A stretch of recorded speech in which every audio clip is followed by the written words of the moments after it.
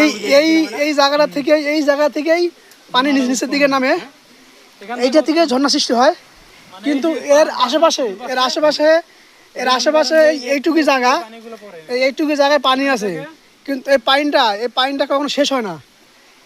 এই যে পানিটা এমনি এমনি নিচে দিয়ে, এই যে এমনি দিয়ে নিচে চলে যায়।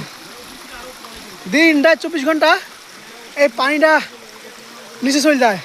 আমরা আছি 7টা পাহাড়ের উপরে, যেখান থেকে প্রথম যেখান থেকে সুর একদম প্রথম যেখান থেকে পানি যায়, ঠিক এই এই পানিটা এখান থেকে পানি যায়, দেখতে পাচ্ছেন এই পানিটা যায়। কিন্তু এই পানিটা এখান থেকে কমে না। এই পানিটা দেখেন বেশি কোনো স্রোত নাই, এইটুকুই জায়গা।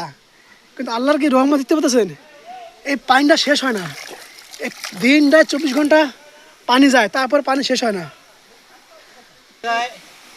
নিজের চোখে না দেখলে বিশ্বাস করা যাবে না আসলে এই জায়গাটা কি। একবার 2800 কিরে তো দেখতেছেন এখানে কিন্তু বেশিটা গভীর না, এই যে মাত্র এইটুকু গভীর, 1 হাঁটু হবে।